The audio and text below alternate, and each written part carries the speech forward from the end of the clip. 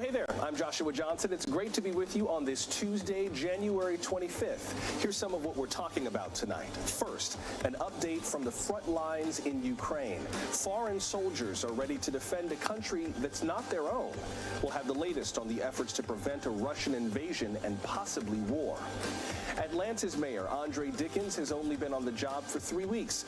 Dozens of new mayors are in office this year, facing all the issues of any big city. Mayor Dickens joins us live as we launch our new series, Meet the Mayor. Also, the pandemic seems to have inspired a run on gun sales. We'll dig into the latest FBI numbers and consider what that means for public safety. Plus, we've known for a while that people with COVID can infect their pets. But can our beloved pets transmit the virus to us? A veterinarian stops by with advice for protecting our furry friends.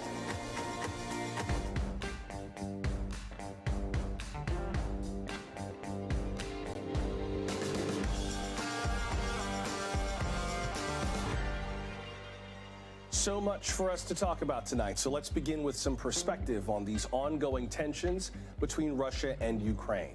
The Pentagon says that 8,500 U.S. troops are now on heightened alert. American military aid arrived in Ukraine just this morning, but that does not mean that war is inevitable. The U.S. and its allies are also considering a range of economic sanctions against Russia. Those might include things like blocking tech exports there. President Biden took questions about this today. We have no intention of putting American forces or NATO forces in Ukraine. But as I said, there are going to be serious economic consequences if he moves. If he were to go in and invade, as he could, the entire country, or a lot less than that as well, for Russia, not only in terms of economic consequences and political consequences, but it'll be enormous consequences worldwide. This would be the largest, if he were to move in with all those forces, it would be the largest invasion since World War II. It would change the world. So is an invasion likely or just possible? Now, Russia has about 100,000 troops on the Ukrainian border. Today, the Russian military announced a range of military drills, including some near Ukraine. That announcement came after activity yesterday by the U.S. and NATO. Meanwhile, Ukrainian leaders are trying to reassure their people, saying that an invasion is not imminent. Ukraine's defense minister told Parliament, quote, "Don't worry, sleep well, no need to have your bags packed," unquote.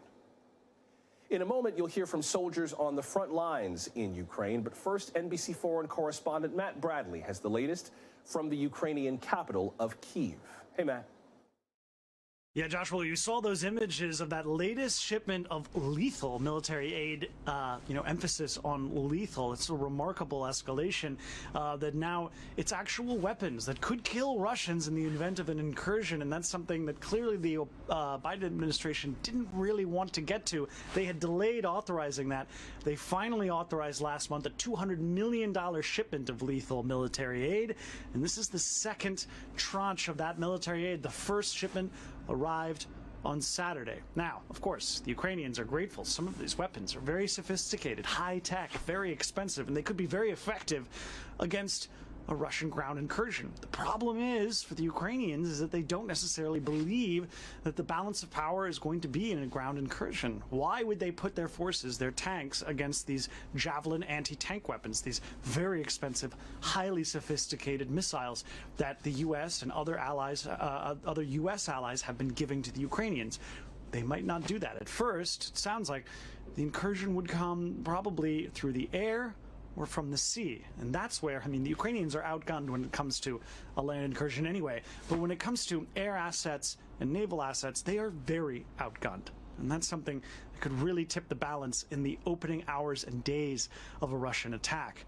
And so, that's why we're starting to hear from the Ukrainian government. They would like to see more help when it comes to naval and air support against any Russian incursion. And, we're also hearing that they're putting some hope, not a lot of hope, but some hope, in negotiations that are happening tomorrow in Paris. This is going to be what's called the Normandy 4, or the Normandy format of negotiations. And this is one of those rare negotiations about Ukraine where we'll actually get to hear the voice of Ukrainian diplomats. The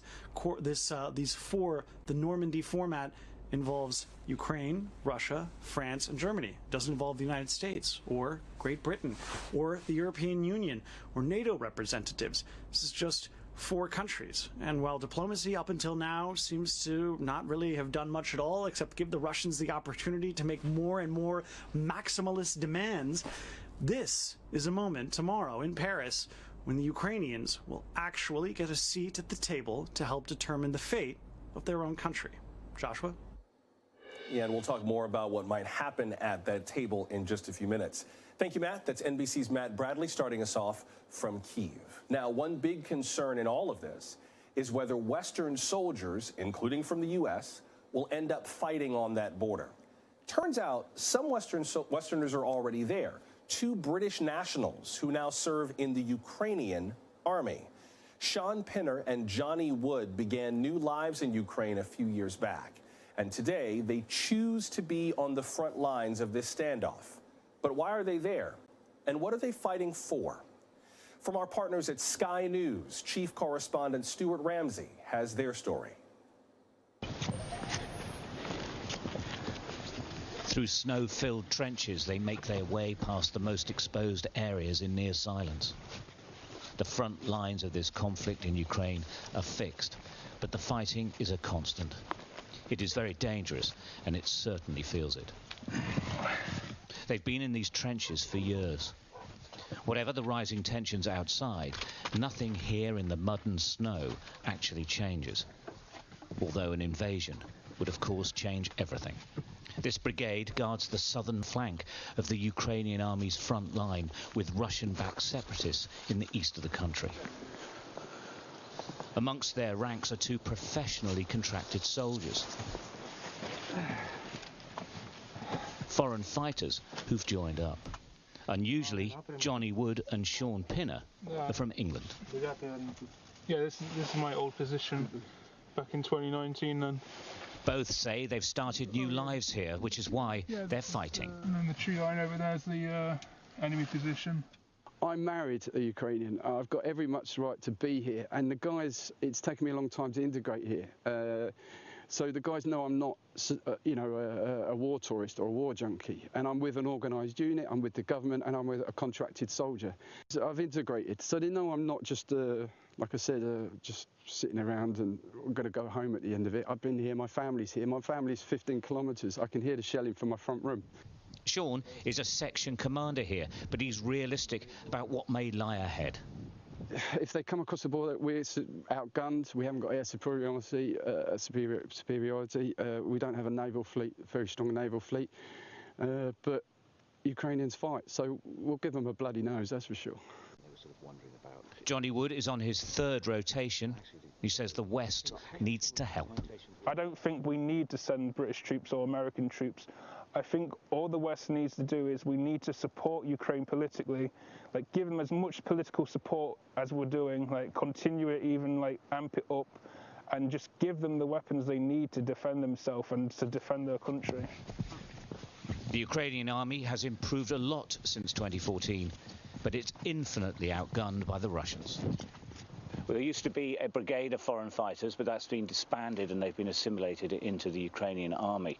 However, it's quite clear that volunteers do want to come from abroad as this whole incident has grown. We understand 100 vets from the United States are on their way. They'll do some training in Kiev before they come to the front line. The British Prime Minister, like many others, is warning that an invasion would provoke a bloody battle akin to the Chechen Wars, with thousands killed and whole communities destroyed. On the shores of the Azov Sea lies the town of Shorikino, destroyed in the fighting and abandoned in 2015. Scenes like these are exactly why embassy staff are being evacuated. This could so easily happen again, and likely will, if efforts to reach a compromise fail. We're right on the edge now. Stuart Ramsey, Sky News, Eastern Ukraine. So we just heard 2 different perspectives from on the ground in Ukraine, including one that we very rarely get to hear. But what exactly is Vladimir Putin planning? The president attempted to answer that today. It's a little bit like reading tea leaves. Ordinarily, if we're a different leader, the fact that he continues to build forces along Ukraine's border from Belarus all the way around, you'd say, well, that means that he is looking like he's going to do something. But then you look at what his past behavior is and what everyone is saying, and his team, as well as everyone else, as to what is likely to happen. It all comes down to his decision. So the U.S. and its allies are trying to get ahead of the situation any way they can, but will it be enough? Let's bring back Michael McFaul to help us answer that. He is a former U.S. ambassador to Russia and an NBC News international affairs analyst. Ambassador, I wonder what you think about what the president said about this all being kind of reading tea leaves. There are some reports that the president might speak publicly in terms of, what the U.S. might do, or the U.S. perspective on Ukraine strategy. The concern with that is it might force Vladimir Putin to respond or provoke him to act. What do you think? Well, first, I think it was crystal clear, right, what the president said about Putin. We're reading tea leaves. And that's exactly right. Nobody knows what Putin has decided. I personally don't think he has decided.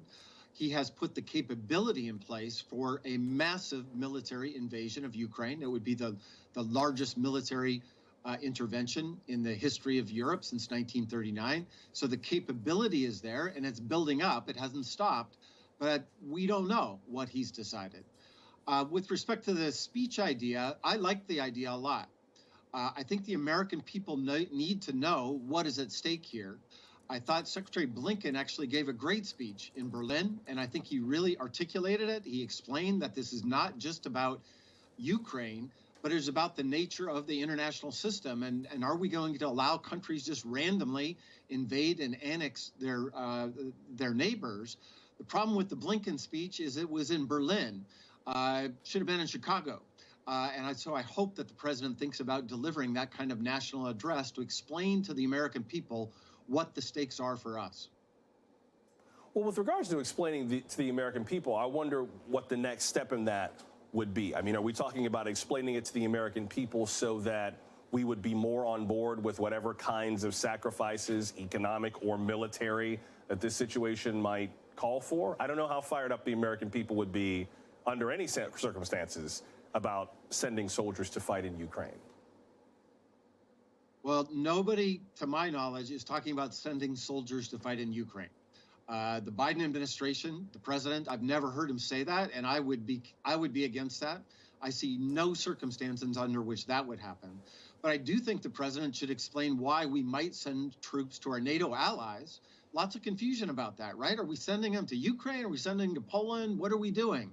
And then on the economic sanctions, I do think there will be consequences for some American people, for some corporations, if they do impose sanctions against Russia, if they keep to their word about these comprehensive sanctions. I think that should be explained too. And then finally, just the bigger context. I think there's been too much about this is a debate about NATO expansion. That's not my view. This is a debate about whether countries should just annex territories of other countries. And I think that is a very, very slippery slope. We should learn the lessons from 1938 and 1939, back when Americans were also saying, well, why do we care about Sudetenland? Where is Czechoslovakia? Why do we care that Hitler is taking Poland? That was the debate we had in this country. And it was only 2 years later that we understood that those actions in 38 and 39 led to the actions that brought us into World War II. I think the president should begin to explain those things, not unlike what President Roosevelt used to do back then. A few more quick questions for you, Ambassador. With regards to economic sanctions, what might those be able to achieve that perhaps a stronger military stance might not? Not necessarily that it's better or worse, but different. What would be the power of sanctions potentially? Well, I would say two things. Initially, the Biden administration was going to give more military assistance after intervention. That policy has now changed. You just reported on it. And they believe that making military intervention and invasion costly might help to deter Putin ahead of time. They're saving sanctions for afterwards so that they can impose some costs should he choose to intervene. And that's a way to try to deter him from taking military action. Whether it'll work or not, I don't know, but I think it's the right strategy. And could we just be clear, like, are sanctions are actually going to take money out of Putin's pocket? Are they going to hurt the economy and hurt everyday Russians while he's kind of insulated at the top? Like, elaborate a bit on what economic sanctions actually do. Great question. Because we're not going to take money out of Putin's pocket. And frankly, Putin doesn't think in cost-benefit analysis like that. I think he has a bigger mission here that he's addressing, reuniting the Slavic peoples, as he said before. But the weakness of sanctions is that it's a boomerang effect, right? It affects their banks, it affects their Russian people, and then they're supposed to somehow lobby the government and say, hey, this has been bad for us, we need to change our policy. That works sometimes in democracies when you have the ability to express your views, but it doesn't work very well in autocracies, especially with big, powerful ones like Russia. And that's why the sanctions, I believe the sanctions, it's the right thing to do. If Putin takes this wrong decision, there has to be some punishment, but we should have no illusions that our sanctions are going to cause him to withdraw his forces anytime soon, should he choose to make the decision to intervene and escalate this invasion. And again, I want to emphasize, I don't know that he's made that decision. One last real quick question, Ambassador McFall, and this is a dumb question from a non-diplomat. Why is the West pushing so hard for diplomacy? I mean, I remember growing up at a certain point when someone tries you or kind of steps up to you, your response is, okay, I wish you would. I wish you would try something. I want to see you do it. At what point does the West say, okay, we're done talking. We've done all the talking we finna do. We've told you everything that's going to happen. If you cross this line, I'd like to see you do it. At what point does diplomacy need to stop before we go? I don't think diplomacy should ever stop. It should happen until the last minute of war, because the negative, horrible consequences of a full-scale military invasion, tens of thousands of casualties of Europeans, we're talking about Europeans here, Russians, Ukrainians, that is a catastrophic event. So I think you need to do all means necessary on the diplomatic front to avoid that catastrophic outcome. Understood. Ambassador Michael McFall, I appreciate you, as always, talking us through this. Thank you, sir. Sure. Thanks for having me. Up next, we begin our special series, Meet the Mayor. First up, Atlanta.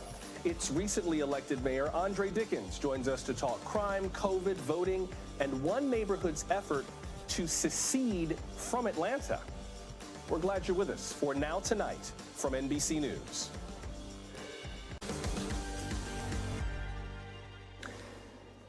You know how we talk about off-year elections?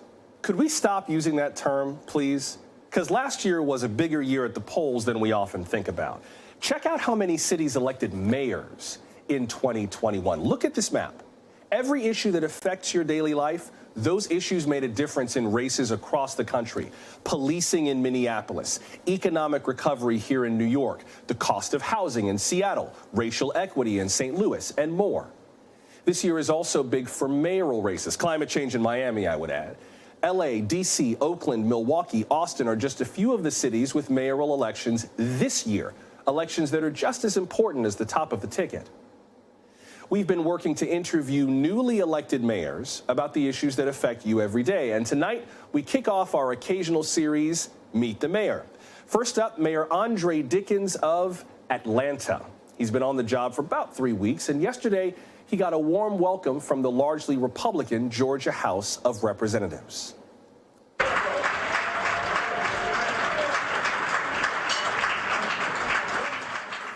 Mayor Dickens was invited to enter the chamber through its center aisle. That honor is usually reserved for governors and celebrities. Atlanta's Mayor Andre Dickens joins us now. Mr. Mayor, welcome to the program. We're glad to have you with us.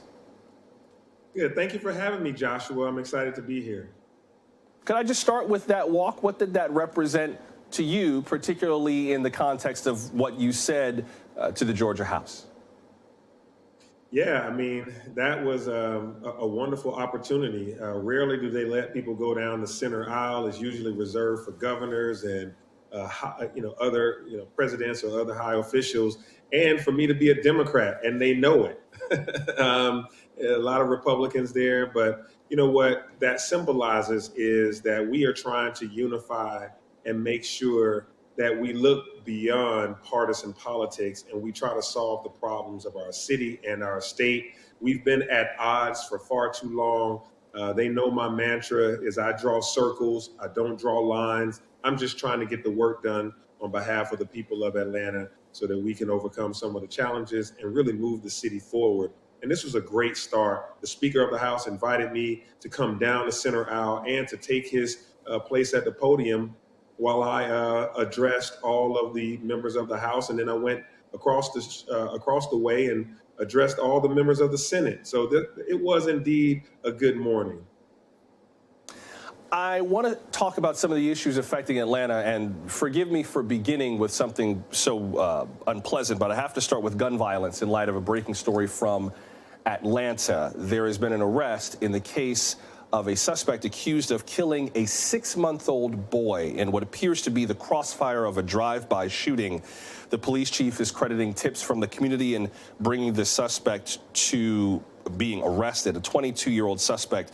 You've described gun violence in Atlanta as out of control, potentially the result of people trying to settle their differences through gunfire, and then a toddler has to pay the price for their stupidity. What do you want to do in Atlanta now that's different than what's been done in the past to reduce gun violence? Yeah, you are absolutely right. That same day that I addressed the State House and State Senate, I had a number of great meetings all day. And at 3 o'clock, I was having a meeting with the Department of Parks and Rec that I called because I wanted to increase, expand, and enhance our services for youth, because I wanted to get my arms around them and help guide them into the future using a lot of our programming. And so we were in that very meeting that I got a text that said a 6-month-old had been shot in a shootout between grown folks. And I left that meeting immediately with a lump in my throat. And I said, take me to the crime scene. I went to the crime scene. I see the blood. I see the shell casings. I meet the parents that are just, hysterical, and I console them. I don't want to ever have to do that again. Nobody should lose a child. And I'm just so sad about it and furious that we are not going to tolerate it in this city. So the chief, the majors, all of the detectives, everybody worked day and night yesterday.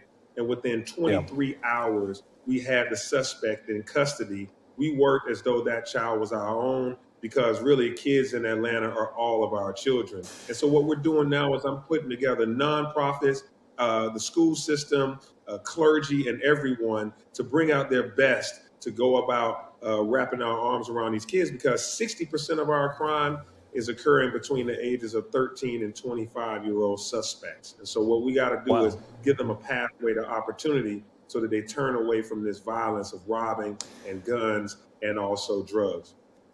Your counterpart here in New York, Mayor Eric Adams, also a newly elected mayor, announced the reformation of an NYPD task force that focuses specifically on the worst violent offenders, including gang members. Would you consider something like that in Atlanta? Yeah, absolutely. Because, you have to have a balanced approach to safety and justice. Focusing on the gangs is really critical for us to do. I'm going to hire 250 police officers in the first year because we lost a lot of officers over the past few years. And this is not going to cost us any new money. It's already in the budget. We're just aggressively going about it. By the way, 45 minutes ago, I was just graduating a recruitment class into the Atlanta Police Department of about 30 individuals. So we're moving forward with gaining new officers, but I'm using technology like street lights and Shot Spotter to find out where shots are, new cameras to be able to, to have a deterrence for crime, but also to quickly help us find suspects, like we use cameras in this investigation of the 6-month-old. But really, gang violence is growing in our cities because of the isolation and depression and experiences related to COVID. So we're going to make sure we have gang intervention and gang, reduction activities so that we can get these young folks some opportunities to do the right thing. And for recidivism, there's only 50, 60 individuals in this whole metro region that are causing a lot of the chaos. We got to get them under our control and take care of that business so that those individuals that might have had a first offense, they can get put on the right path. But those folks that have chosen that crime as their life, we're going to make sure they get dealt with real soon. Let me ask you about a few other things before I have to let you go just briefly. The suburb of Buckhead has been making a lot of headlines. It is a community kind of in the northern part, north of downtown Atlanta, very, very high net worth community. And there's been a proposal to rip Buckhead off of the city of Atlanta and make it its own municipality. You have come out against this proposal, not surprisingly. It would, let's be frank, it would dramatically reduce the net worth of the city of Atlanta and change the tax base. There was a poll from a group called the Committee for a United Atlanta, which opposes this cityhood effort, that claims that voter support for Buckhead City is losing support. But I wonder what you would say to people who still support it, who say, you know what, Atlanta's a nice city. It hasn't met our needs. We want to try something else. You know, if you want to make us an offer, but we still believe that we should be able to be our own city. What would you say to them? Yeah, this is important. We need to be one city with one bright future. It's important that we recognize that Atlanta grew together. Buckhead is a part of Atlanta. I mean, it's the wealthiest part of the city, but everybody there isn't wealthy, except, some folks are there that are just like everyone else, and they have decided that they don't want to leave Atlanta. They like having an Atlanta address. They want me to be their mayor. They want Atlanta Police Department to protect them. The business community, they don't want to succeed from Atlanta. So there's a few individuals in Buckhead that are causing the conversation around succeeding and leaving Atlanta. That has never happened in Georgia, and I don't want it to happen on my watch or anyone's watch. It is important that we recognize that I lived in Buckhead for 16 and a half years, and I have family that's still there every single day going to school and to work. And I want to make sure we keep this community together. What they said was the issue was crime. That if we got crime under control, and that we made sure that city services were where they wanted them to be, that it would be great for them to stay. And that's why in the first 22 days of this administration, I've been around the clock making sure that everyone is safer and that we're providing them the services that they need and that they feel heard. I'm working from can't see morning to can't see night all across this city, taking care of Buckhead, Southwest Atlanta, East Atlanta. We're going to stay together because our future depends on it. And those individuals that were causing trouble about saying Buckhead needs to leave, they're now changing and they're coming back our way and saying, give this new mayor the opportunity to get some runway and take off and pull this city back together. We're doing it every single day, earning trust one day at a time, Joshua. I know you've got quite a bit to say about the city of Atlanta, Mr. Mayor. I'm out of time. I just want to ask for a few quick answers, just to a few quick fill in the blank, if you would, please. Very briefly, the one thing Atlanta most needs from Washington right now is blank. Briefly. Federal dollars to be able to support our workforce development issues and our infrastructure. Okay. The one thing that I, as mayor, need most from Atlanta residents right now is blank. All hands-on approach to supporting your community. And the thing I take pride about Atlanta most is blank. All the good people of Atlanta and our ATL swag. Yeah. I would love to talk to you more about Atlanta, particularly with regard to development, maybe in a future conversation. One of my good friends says that the sign when you drive in should say, "Welcome to Atlanta, we fool." So I would love to talk to you about the future of how you make room for everybody in the city. But for now, Mr. Mayor Andre Dickens of Atlanta, I really appreciate you making time, so thank you very, very much. Thank you, Joshua. Thank you for this series on mayors. Mayors do a whole lot of hard work for our cities, and I'm proud to be one.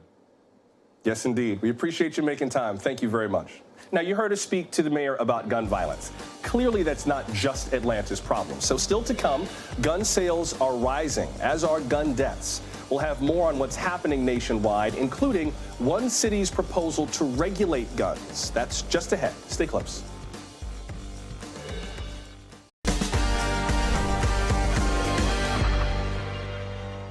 Just south of San Francisco, San Jose, California, could soon make history when it comes to gun control.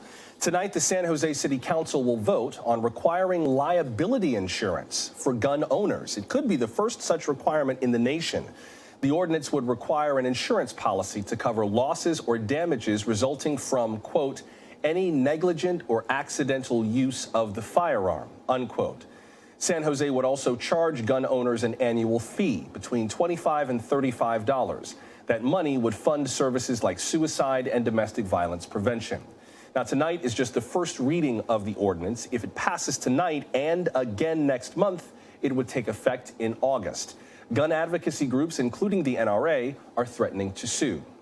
San Jose's Mayor Sam Liccardo first introduced this measure back in 2019. That's after 4 people were shot dead at a renowned garlic festival in Gilroy, which is south of San Jose. Last year brought another attack, this time at a light rail yard in San Jose. 10 people were killed in the Bay Area's deadliest mass shooting. After the VTA shooting, the mayor unveiled a plan to put his gun control proposals in place. Like many cities, San Jose is trying to figure out ways to deal with guns. Shootings have spiked in some cities during the pandemic. But while this city responds by trying to regulate them, millions of Americans are responding by trying to buy more of them. NBC's Steve Patterson has more. Nestled among the high-priced luxury boutiques that line the world-famous shopping district in Beverly Hills, a new shop is burning through inventory, and it has nothing to do with designer goods. People are almost, I would say, rushing down here because they just believe that the world is turning such a negative place and such a dangerous place. They are calling every moment of every day, and we are happy to give them those services. Across the country, gun sales are surging, while gun violence is spiking. Last year, more than 20,000 people were killed by a firearm in the United States. In 2021, the Gun Violence Archive saw the most deaths on record since its founding in 2014. This gun here has been incredibly popular with our female clientele. Russell Stewart runs Beverly Hills Guns, an appointment-only boutique serving well-to-do clients right off the main drag. And he says business is booming. How many people are you seeing that have never held or owned a gun before? I would say right now we're looking at about 95% of our customers in the last 2 months are all first-time gun buyers. Absolutely. The FBI ran more than 38 million firearm background checks in 2021, making it the second highest year of sales ever, behind 2020. What have you seen as far as the trend of gun buyers? Who comes in to buy guns? And has that changed in like the last 12, 6, 3 months?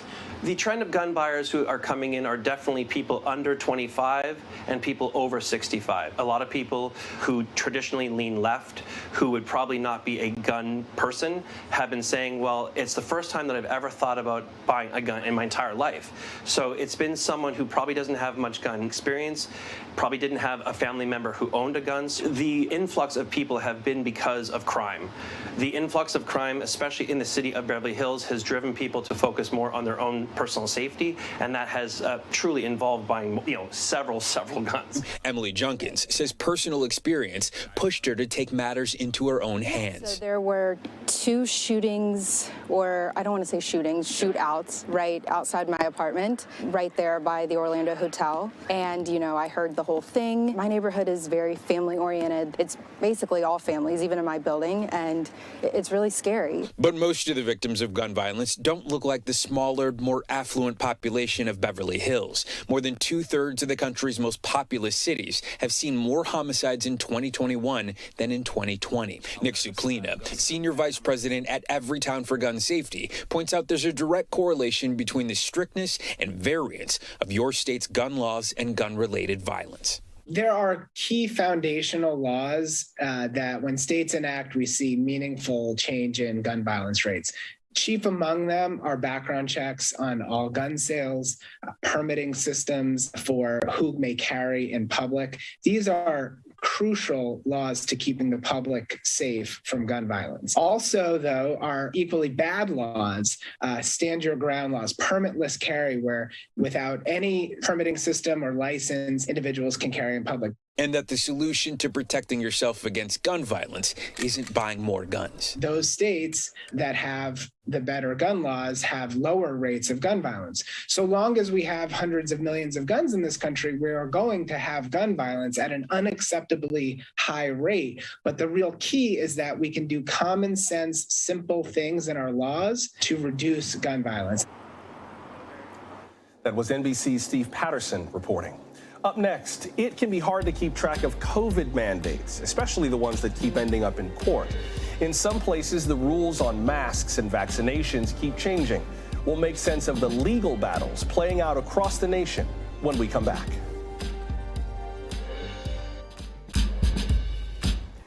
The fight against COVID has been more than a medical battle. It's been a court battle, too, several of them. More on that in just a moment, but let's update the last 2 weeks of the medical battle. 38 states are seeing some sort of an increase in cases. There's that Omicron spike right there. 12 states are either seeing cases plateau or decrease. Meanwhile, the Biden administration formally withdrew its vaccine or test federal mandate for large employers. The Supreme Court blocked that rule nearly 2 weeks ago. Mask and vaccine mandates across the country have faced an array of state and local lawsuits. For example, here in New York, Governor Kathy Hochul renewed a rule requiring masks or proof of vaccination at all indoor public spaces. A state Supreme Court justice struck down that rule, state Supreme Court. This afternoon, a judge put it back in effect for now. In Virginia, Governor Glenn Youngkin recently issued an executive order making masks optional in public schools. 7 school districts are suing to block that order. They include Virginia's largest school district in Fairfax County, that's just outside of Washington, D.C. In Missouri, the Attorney General is suing 36 school districts over mask mandates.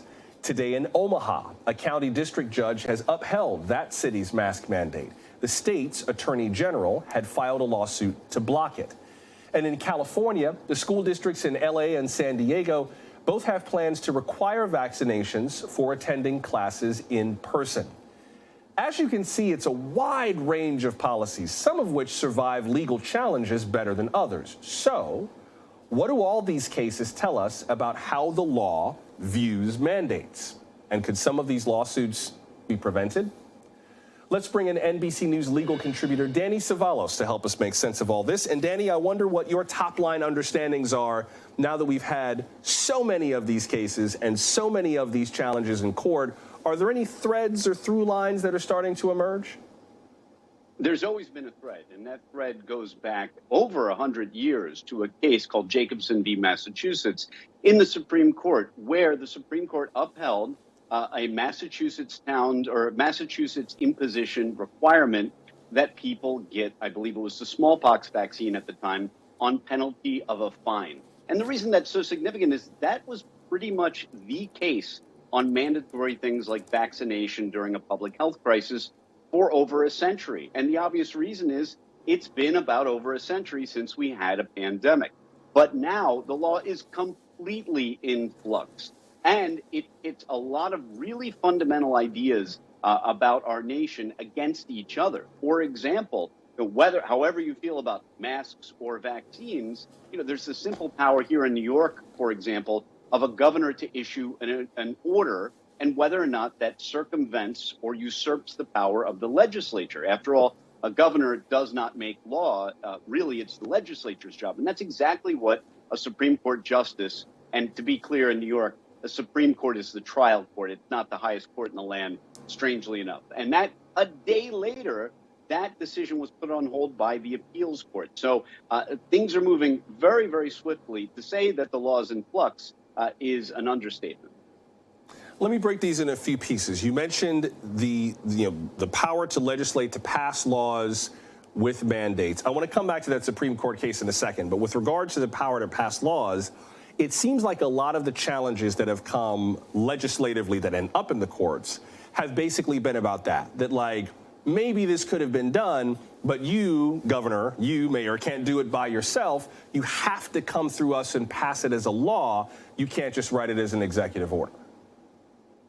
You're exactly right. And there is a sitting Supreme Court justice, I think it was Gorsuch, it could have been somebody else, who said that so many of these cases come down to a single set of two words, which is who decides. And that's exactly it. In the case of a pandemic, who decides? Is it the school district, which is an agency or an entity that is less than the overall state government, but arguably a school district is local and it knows more about what its particular folks in its jurisdiction need? Or is it the governor? Is the governor the chief medical officer of every state? Or is the federal government? Is OSHA? The Supreme Court appeared to say very recently that no, OSHA does not create public health policy. OSHA only deals with in-workplace type health hazards.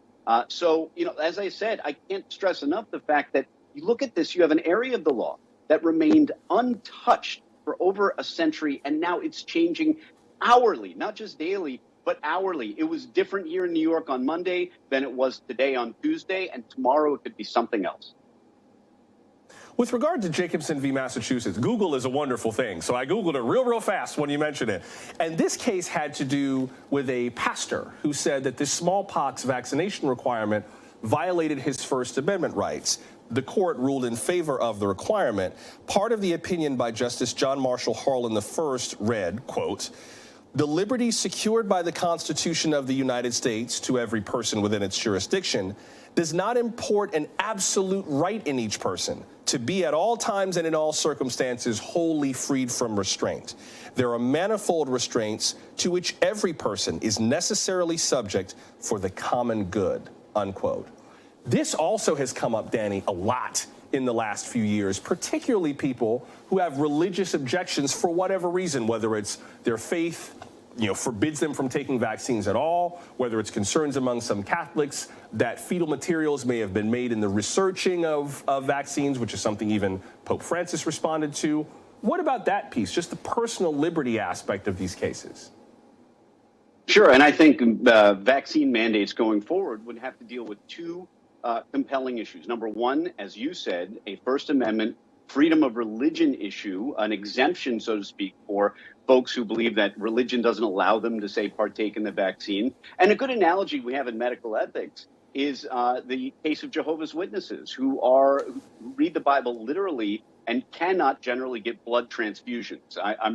This is my only knowledge from that is from reading. I don't know the religion personally, but it is a similar situation. The other exemption we'll probably see will be the Americans with Disabilities Act. There are some folks who may not be able to be vaccinated or even wear masks, for example, based on a disability or some medical condition. So no matter where mandates end up, they will have exceptions. So the government or whoever may decide and force people to either wear masks or get vaccinated. And even then there will be exemptions almost certainly, as there always is with all other laws.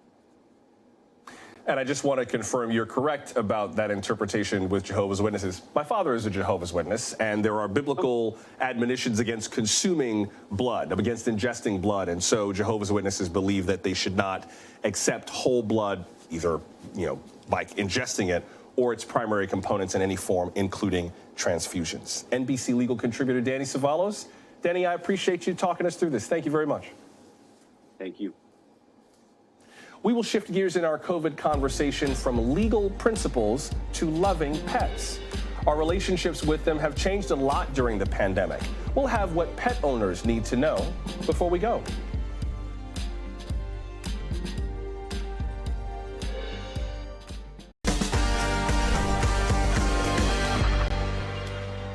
We have known for quite some time that our four-legged friends can catch COVID themselves.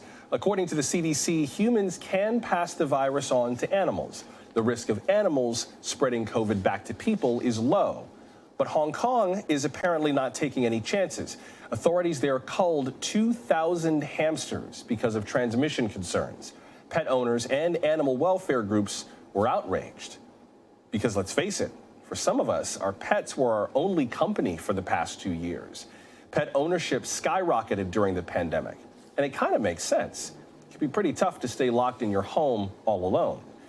According to the American Pet Products Association, pet ownership rose to 70% of all U.S. households in 2020. That's an all-time high. So how has our relationship with our pets evolved over the last 2 years? And How can we keep them safe? Joining us now is Dr. Evan Anton. He's a veterinarian at Conejo Valley Vet Hospital near Los Angeles. Dr. Anton, welcome to the program. Yeah, thanks for having me tonight. First of all, what do you do if you suspect that your pet has COVID? I mean, how could you even tell? I've personally not diagnosed it in any pets yet, but if I suspected a pet had COVID, my first thought would be, who else at home has COVID? Like what people do, because every pet that's been infected, or even in the zoos and other places, it's always been a person that's infected them. So you wouldn't try to get a COVID test for the dog. You kind of work your way through I'm not opposed the forensics of figuring out who's around. Right. I'm not opposed to COVID testing an animal if we were suspicious that there was a COVID positive animal, but I would definitely want to let that pet parent or anybody else in the home be aware that we were suspicious of COVID and they should get tested because they were probably the ones that gave it to the pet. Talk about what you've seen in your practice over the last 2 years with regards to people and their pets and the pandemic. People and I think pet owner compliance has gone up. I think the expectations people have of their veterinary care has increased. All the new policies in the hospitals has changed a lot of things. I mean, with there's kind of this multifactorial thing happening where all of our vet hospitals are going through some crazy times right now. And for the first time in my practice history and since long before, a lot of places that do emergency veterinary medicine have had to close their doors other than for life-threatening emergencies. And it's been a really busy, crazy time for vet practices. And the people that with their pets, they've been as much or more invested than ever, which has been a good thing for Forgive me, there's a lot of cuteness on the screen right now, so I will do my best to try to focus on what you're trying to say. But talking about the downfall of the vet industry, it's not downfalling. I don't mean like that, but all the challenges we're having, and then we have these adorable puppies. But no, it's overall it's been really good for pets.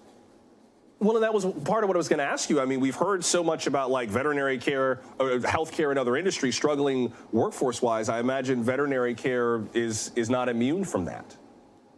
Yeah, it's not. Like I mentioned, it's been super unique times, and things are kind of coming together. And I think just some things need to change in the field overall, with employees in the veterinary field and the kind of work that they do and the compensation. And I mean, there's so many different things going on. It is improving. It will improve. I'm not long-term worried about it, but it's just been interesting in that regard. But when it comes to the pets and the COVID, like I said, I've not tested it. I've not seen a lot of that. There's only been a handful of animals like pets around the world that have been positive, and the only ones that got sick or severely ill had significant comorbidities, where the COVID, I think, was more of an incidental finding.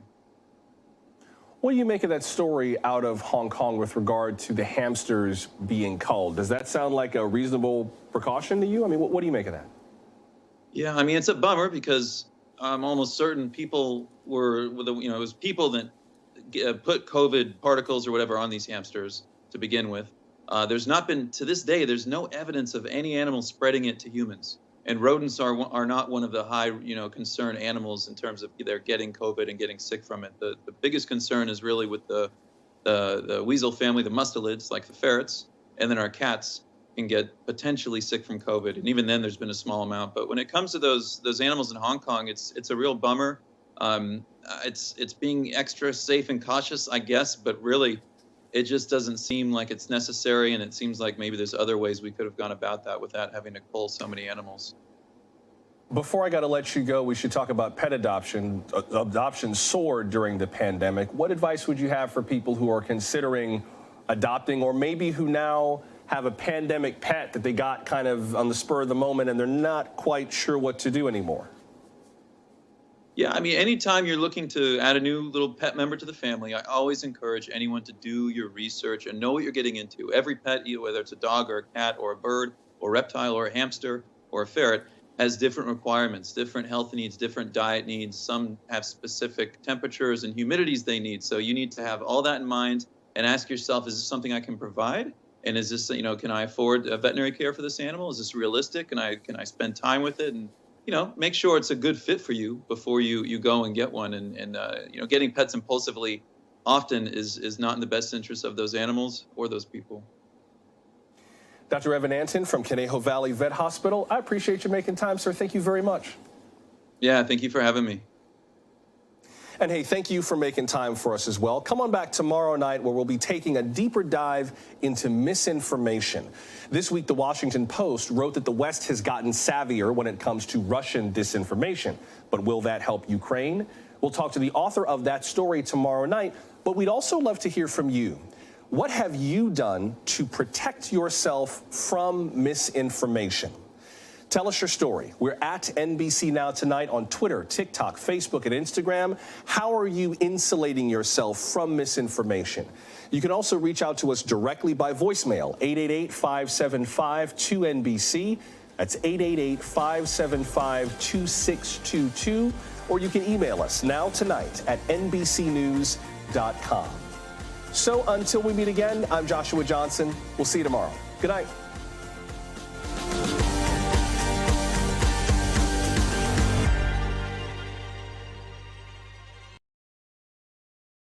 Thanks for watching our YouTube channel. Follow today's top stories and breaking news by downloading the NBC News app.